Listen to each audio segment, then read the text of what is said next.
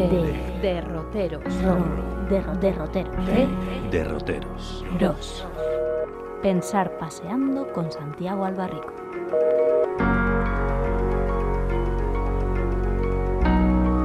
Hola Santi, ¿qué tal? ¿Cómo estás? ¿Cuánto tiempo? ¿Qué tal, Javier? Qué alegría oírte, os echaba mucho de menos ya. Pues anda que nosotros a ti. ¿Qué me cuentas? ¿De qué vamos a hablar? Pues mira, me he dado cuenta de pronto de que hemos hablado de toda clase de cosas, de animales, de monstruos, de sonidos, de los sentidos, pero no hemos hablado de la materia prima de nuestras conversaciones. Y la materia prima de nuestras conversaciones son las palabras.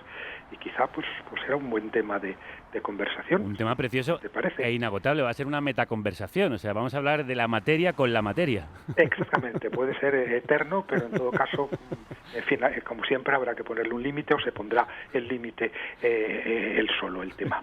En todo caso, bueno, pues es verdad que la primera pregunta sería ¿qué son las palabras? Sí. Que nos parece a todos muy evidente, puesto que las usamos ininterrumpidamente.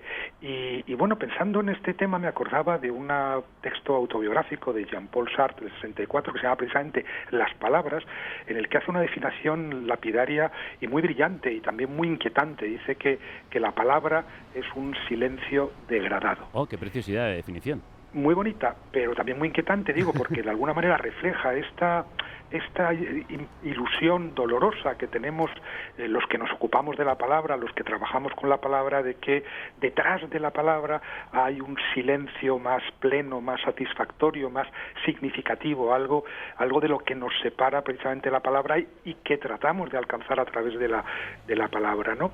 Y yo creo que en ese sentido lo que hay que recordar fundamentalmente es que la palabra respecto del silencio significa la imposibilidad del silencio. Cuando empezamos a hablar ya no podemos dejar de hablar nunca, ya no podemos volver jamás al silencio.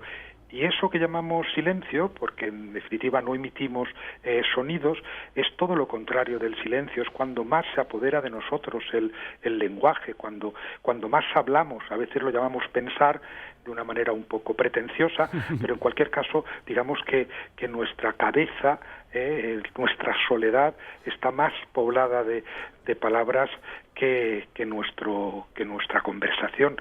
De hecho, yo creo que hablamos, como ahora, tratando un poco de huir del lenguaje, y cuando dejamos de hablar, pues de pronto recaemos en él sin salida, quedamos como clausurados, atrapados para siempre en el lenguaje. John Cage hizo aquel experimento de buscar el silencio total, no sé si conoces la pieza 433, en la que él se sienta delante de un instrumento y no interpreta nada, simplemente escucha el silencio y viene a descubrir que el silencio no existe.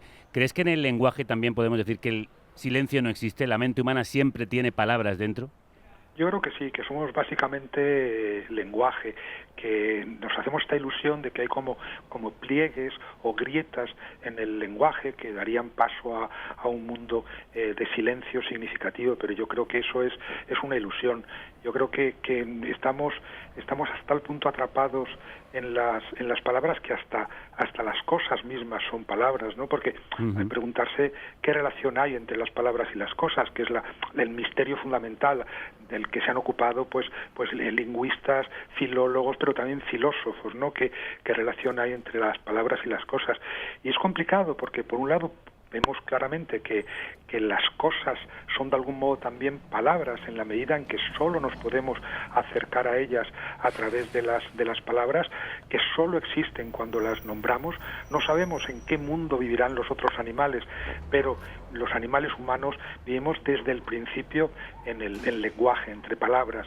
La selva existe porque tenemos la palabra selva para nombrarlas. Y es verdad que hay una relación arbitraria, porque selva se dice en cada lengua de una manera distinta, pero no cabe la menor duda de que las cosas mismas son ya lenguaje para los seres humanos. Pero del otro lado ocurre también que las palabras son nuestras cosas, ¿no? Son las cosas de los seres humanos. Las palabras son cosas, y ello hasta el punto de que lo sabemos, pues no solamente tienen una consistencia muy distinta, como saben los poetas, sino que además se desgastan.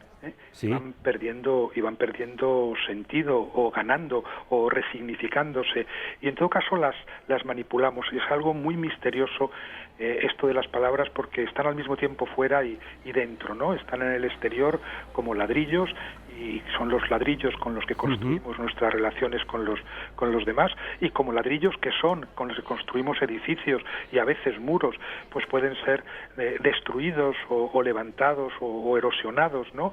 A fuerza de usarlos. Y por otro lado son la cosa más íntima del mundo, son íntimos como nuestros pensamientos o nuestros sentimientos más profundos. Nos hablamos a nosotros mismos y hablamos a los demás, y cuando hablamos a los demás nos inscribimos en un mundo común, ¿no? En eso llamamos tópicos, que quiere decir, en realidad viene de topos, que quiere decir lugar. Sin tópicos no hay comunicación, que también remite al carácter común de ese lugar en el que hablamos cuando hablamos fuera de nosotros. Has dicho algo fundamental: la conciencia nace del verbo. De hecho, siguiendo la Biblia, al principio fue el verbo. En efecto, esta es una interesante reflexión a la que nos da pie la Biblia, que, como sabes, Goethe, siglos más tarde, pues cambia esa primera frase del Génesis y dice que el principio es la acción. Pero en efecto la acción fundamental del hombre es también esta de crear palabras, de crear palabras y de hablar. Y por eso, de alguna manera, no solamente el cristianismo considera que se puede cometer pecados de pensamiento y de palabra, sino que los propios códigos penales de todos los países del mundo, a veces yendo más lejos de lo que la libertad de expresión pues demanda, pues admiten que con la palabra se puede hacer daño, que la palabra puede ser violenta, que la palabra, en definitiva, es una acción entre otras acciones. Y has dicho algo antes también que me ha recordado.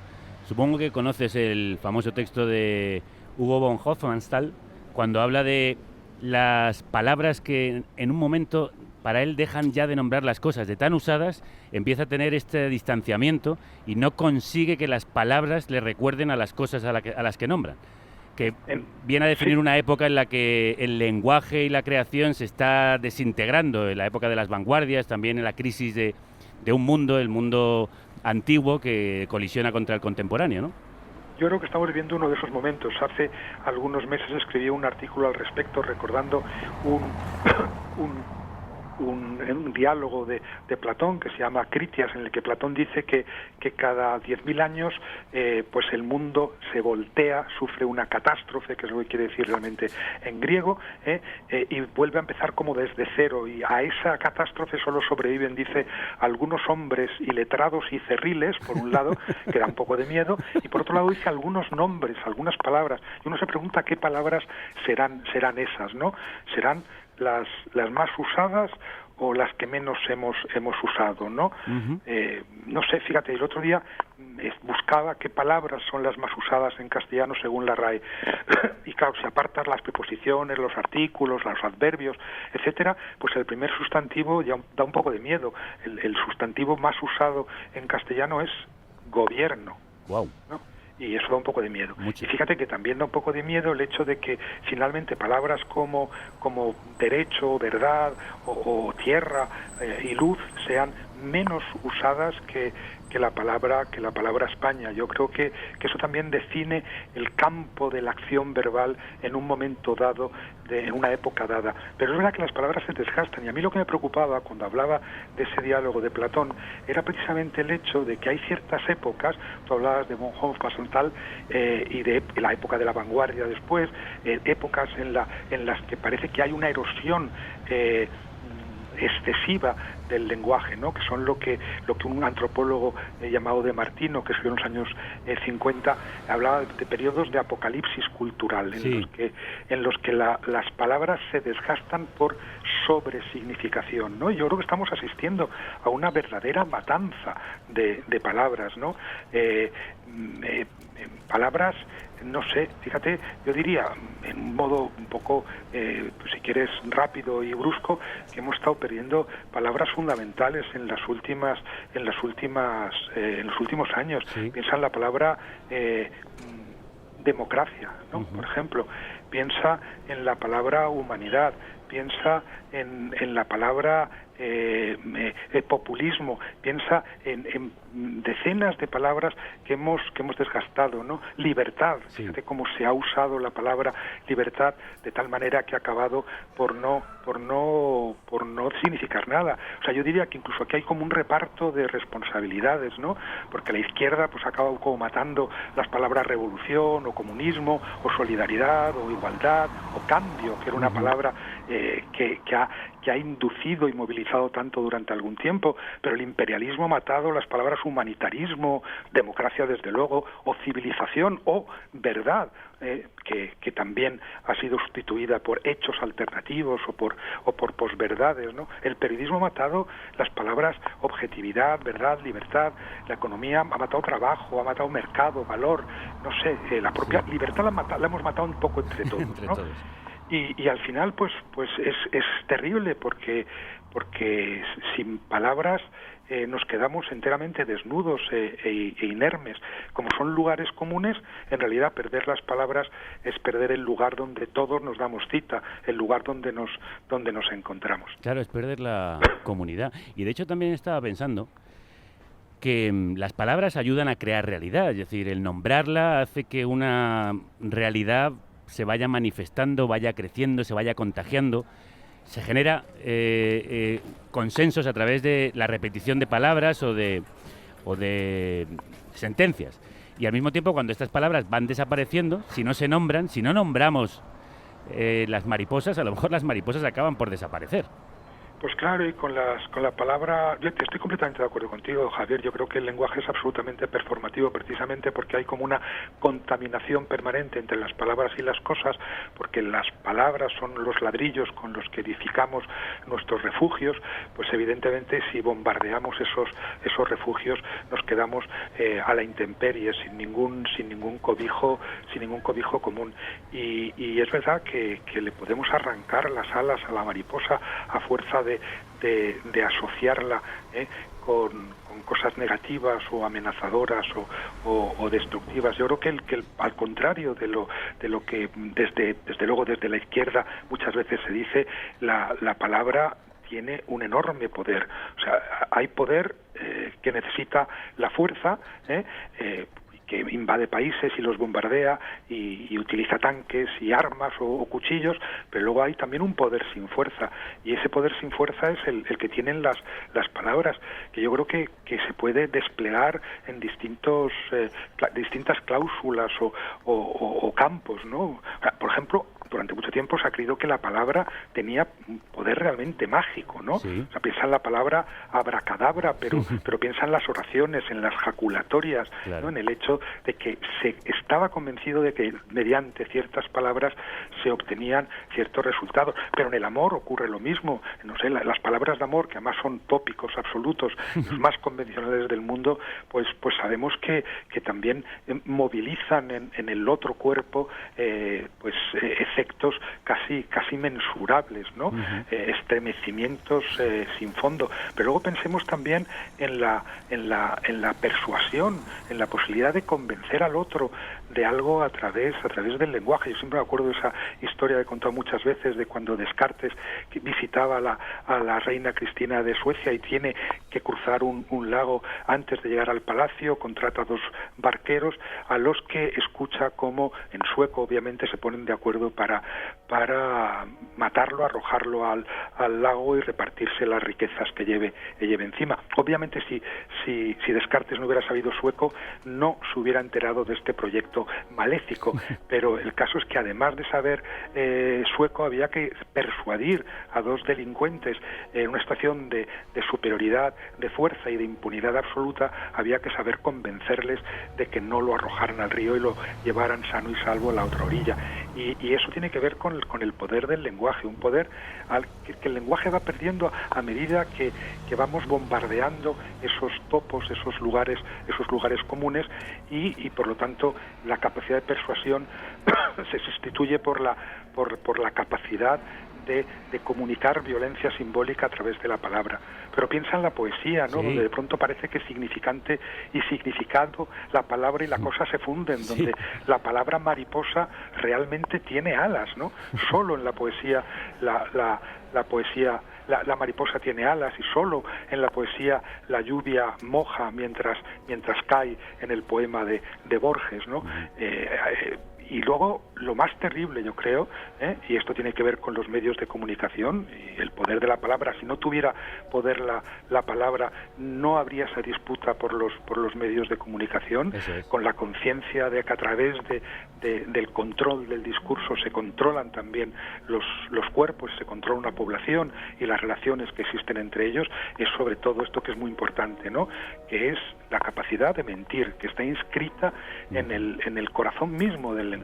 Es una paradójica libertad, el lenguaje es indisociable de la libertad inalienable de mentir, y naturalmente sabemos que la libertad de mentir, pues lo que hace es erosionar todos esos lugares comunes, porque lo importante de la mentira no es que de pronto yo pueda decir mientras cae la lluvia sobre mi cuerpo no está lloviendo, lo que demuestra que realmente no hay una correspondencia entre las palabras y las cosas. Es casi bonito poder decir cosas que no ocurren. Toda la ficción se basa en esa posibilidad. Eso no es una mentira, ¿no? La mentira tiene más que ver con la negación misma del vínculo enunciativo que nos une a los otros. No tiene nada tanto que ver con lo que ocurre entre los árboles como con lo que ocurre entre los seres humanos. Y el poder de mentir es un poder que no podemos separar del poder del lenguaje, y es un poder que sin duda da mucho miedo. Por tanto, hay que cuidar las palabras para que no sean mal utilizadas en la medida de lo posible. Hay que cuidar muy bien las palabras. Fíjate, hay un mandamiento entre los 10 mandamientos, ¿no?, que dice que no hay que tomar el nombre de Dios en vano. No solo el de Dios, no hay que tomar ningún nombre en vano, ni los más grandes ni los más pequeños. No hay que tomar en vano ni los alfileres ni la palabra alfiler, ni la vida ni la palabra vida, porque sabemos que a través de las palabras lo que estamos haciendo es constantemente introducir efectos en el mundo, y por eso a veces es importante saber también cuando uno debe callarse. Y estaba pensando en esa